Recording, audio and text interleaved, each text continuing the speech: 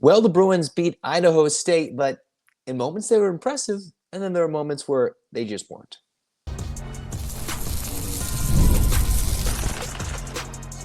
You are Locked On UCLA, your daily podcast on the UCLA Bruins. Part of the Locked On Podcast Network, your team every day. Welcome, everybody, to this edition of Locked On UCLA Podcast. I'm your host, Zach Anderson-Yoxsimer. Thanks for making the show your first listen each and every day. It's free wherever you get your podcast, and it's available on YouTube. Like, comment, subscribe. Thanks for your support. This episode is brought to you by FanDuel. And speaking about FanDuel, all you got to do, if you want to get a big return on FanDuel, new customers, you place a $5 bet, you win it, you get $150 in bonus bets. Again, if you win your first $5 bet, you get $150 in bonus bets. If you win your first $5 bet, visit FanDuel.com to get started. And where we get started today is we're talking UCLA basketball against Idaho State. The Bruins won 84-70, not as big of a margin of victory as one would have thought, but UCLA and Idaho State each scored 43 second-half points. UCLA could have won this game by 30-35, but instead, those last 7-8 minutes or so, Idaho State was making buckets. UCLA played terrible defense. They really didn't do much offensively other than Sebastian Mack free throws. And then the Bengals ended up going on a 6-for-6 stretch to close out the game where we saw Mick Cronin have no idea what to do, who to put in, who to put out. Maybe the players were a little disinterested, knowing, hey, there's so much of a big lead. There's still a little bit of time. But after that under 8 media timeout, guys were in, then a full line change. And then the guys kept shuffling in and out. It's interesting to see how this UCLA game finished out, right? They were up 14 at the break, shot 60% in the first half. Idaho State shot 32-ish% in the first half. The Bruins came down just to 57%. But it was Idaho State who didn't turn it over as much, 12 turnovers, and then shot significantly better in the second half for an overall shooting percentage of 44%. You wouldn't have guessed it that if Sebastian Mack led the team with 21 points, he would have done on 6 shots and no made threes. Sebastian Mack went 15 of 16 on less than 30 minutes played, mostly from the line. And then you saw the Bruins go with Tyler Bilodeau, another 20-piece for him, and Eric Daly Jr., who started off at least like 5 for 5, came in and ended up getting 16.7 boards. In the game, we saw the return of Dylan Andrews. It wasn't a game where UCLA sat there and maybe got better overall, right? I know that you had Don McClain on the broadcast, and he was saying, yeah, maybe the box score isn't really indicative of what the score is right now because UCLA was shooting really well. The Bruins had a decent percentage from three, more than a decent percentage from three, 9 of 14. And then they went to the free throw line 26 times, scored 84 points on 47 shots. They did what they needed to do. They did turn it over, scored 17 points off turnovers, won the rebounding margin, had more bench points, obviously. And yet, Idaho State's a weird, scrappy ball club because they've played close to a lot of teams so far in the early going, playing a lot of road games, and maybe Idaho State's going to be a sneaky, scrappy team in the Big Sky that goes and shocks some teams. All right. Now, for the Bruins, what I like to see, I like the fact that they were much, much better from three. Much better. They took care of the basketball. But it just seems like they really turned it off in the last 7 minutes. And Cronin is trying to make his team light years better. Light years better. In these last couple of games, yeah, the Bruins have won 3 in a row. They've been winners by close to 40, 30, now by just about 15 to 14 points, winning this one 80-70.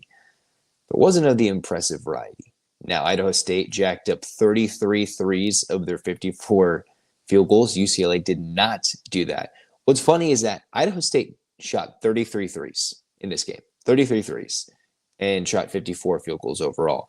UCLA shot 14 field goals, which means the other 33 field goals were all inside the arc. So obviously we knew what Idaho State's game plan was.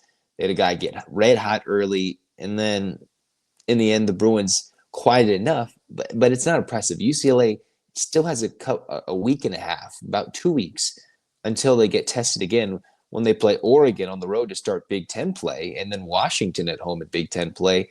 But the real tests are going to come in a little under a month when it's Gonzaga, North Carolina, Arizona, in not that exact order, but all the way from home. Not the friendly confines of Pauley Pavilion, not the friendly confines of whatever you think, The Bruins have to get it better. And what was interesting in this game is that the Bruins had decent job defensively, but Kobe Johnson committed 4 personal fouls and only played 15 minutes. That's a guy Cronin wants to ride and play 30 minutes. And Johnson was trying to do his best to contend, not foul, but he was in foul trouble. So we saw Bilodeau play 30 minutes. Stefanovic in 23 minutes took 1 shot as a starter as Dylan Andrews works his way back in the starting lineup, only playing 12 minutes, a little bit of foul trouble, 4 assists as well. So what do the Bruins need to improve upon? Well, the Bruins have to do a complete 40-minute effort of both sides of the basketball, right? Both sides of the floor. UCLA has not compounded the offensive side while looking impressive defensively against a really good team, or to the numbers and to the liking of what I've seen, where it's like, okay, they're going to dominate, they're going to kick some butt. Not since that New Mexico game, where I was like, all right, they got boat raced. And New Mexico went and lost to St. John's. So New Mexico already has a loss. And I wonder what they're going to do in their next game or two. I think they have another big name or decent opponent. Gonzaga, right? Remember UCLA in that scrimmage, or whatever Cronin wants to call it. UCLA against San Diego State lost. They blew the lead, but they lost. San Diego State got crushed by Gonzaga, and that was at their home gym. That's what is waiting for UCLA in Los Angeles later this year at the Intuit Dome in a little under a month. So a lot of improvements have to be made. I know Don McClain was saying, hey, I believe this team in January is going to be very good. This team in January is going to be very good. Now we wait for that moment because there'll be a lot of tests. And quite frankly, there's a real world where UCLA in these games could go 0-3 in that middle December stretch.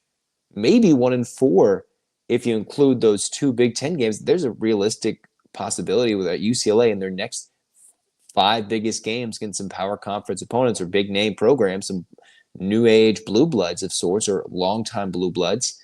UCLA could go 1-5. Or if they play up to snuff and they improve, that's one thing. Now, we didn't see a lot from Adai Mara in this game.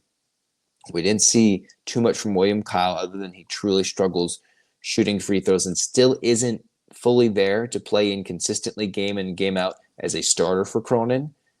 Because right now it's Daly Jr. and Bilodeau.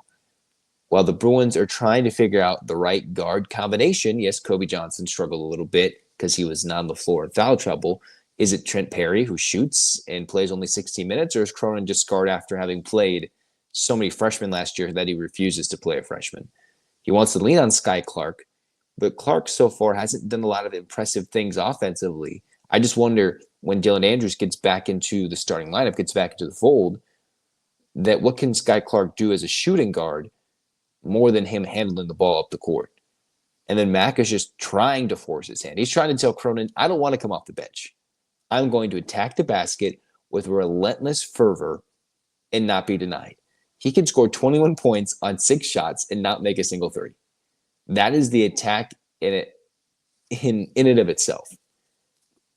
Sebastian Mack can score 21 points on 6 shots and not make a single three. You're not going to be able to do that in every game. You're not going to be able to do that against Gonzaga or North Carolina. Again, in 6 shots, no. You can maybe get 10 free throws, and you got to knock down 9 of 10 or 10 of 10. And that's what Mack was able to do earlier last year in his freshman season. And then teams figured him out. Maybe to get some whistles on the road, some conference officiating, and then the whistles weren't coming as much. So you can't rely on Mack to go to the free throw line 15 to 16 times a game. But I do like the Bruins are efficient offensively. They're much better than last year's team was offensively. They just need to find the collective effort. Who's the best 7, the best 8 to 9 guys that can come together? Because we still haven't seen. Cronin is not liking much from Dom Harris, right? He has only played 3 minutes. He plays sparingly. And he was one of the bigger supposed gets in the portal.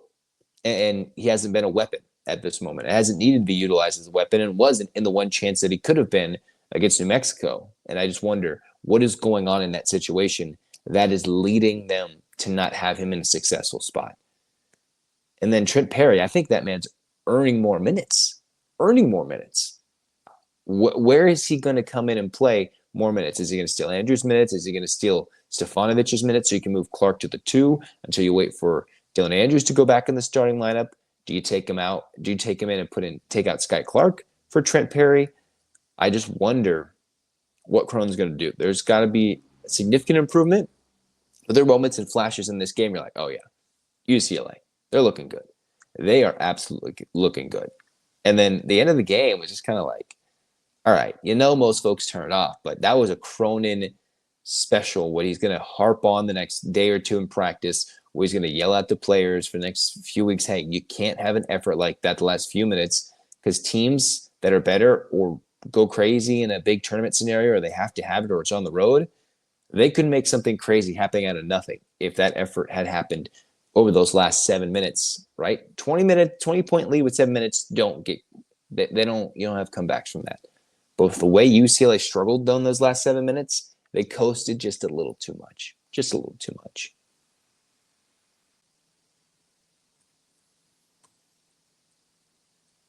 I love a great deal as much as the next guy, but I'm not going to go crawl through a bed of hot coals just to save a few bucks. Well, hey, it has to be easy, right? No hoops, no BS. So when Mint Mobile said it was easy to get wireless for $15 a month with the purchase of a 3-month plan, I called them on it. Well, it turns out it's really that easy to get a wireless plan for $15 a month.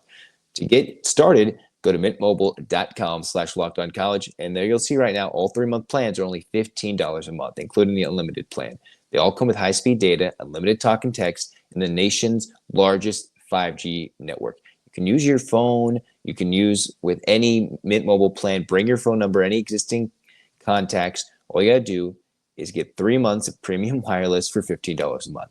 To get this new customer offer, your new 3-month wireless plan is just for $15 a month. Go to mintmobile.com/lockedoncollege. That's mintmobile.com/lockedoncollege. Clear your wireless bill to $15 a month at mintmobile.com/lockedoncollege. $45 upfront payment required, equivalent to $15 a month. New customers on first 3-month plan only. Speed slower above 40 gigabytes on unlimited plan. Additional taxes, fees, and restrictions apply. See Mint Mobile for details.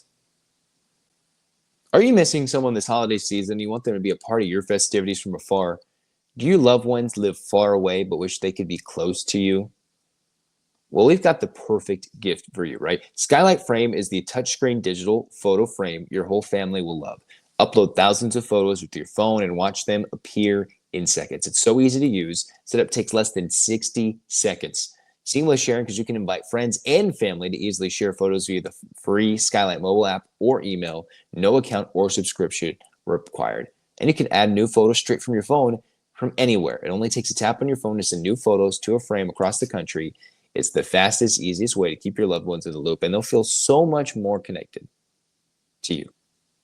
Once again, as a special limited time offer for our listeners, get $20 off your purchase of a Skylight Frame when you go to skylightframe.com/college. Again, that's SKYLIGHTFRAME.com/college. Get $20 off your purchase now at skylightframe.com/college.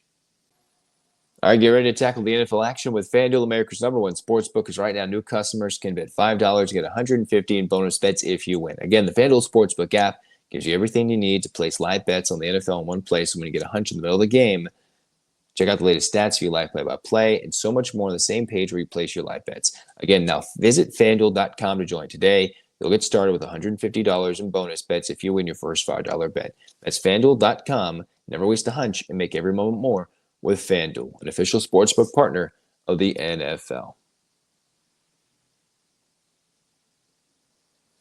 All right, well, if you're seeing on YouTube, you can see there's another bullet point planned for a segment, but as you heard in the last episode, your boy is still suffering from the flu and the fever, whatever, it's haunting the USC Trojans right now, still dealing with that. So I'm going to have to call it a day, call it a night. We'll talk more UCLA football, more basketball, more women's basketball, because they've got a big time game coming up this weekend. So, for now, we'll get better. We're getting better, but still not 100%. And we'll get there soon enough. So in the meantime, UCLA fans, get your hands up. A clap time, baby. And 1, 2, 3, 4, 5, 6, 7, 8. UCLA. UCLA, fight. This has been Locked on UCLA. Zach signing off. Go Bruins. Beat SC.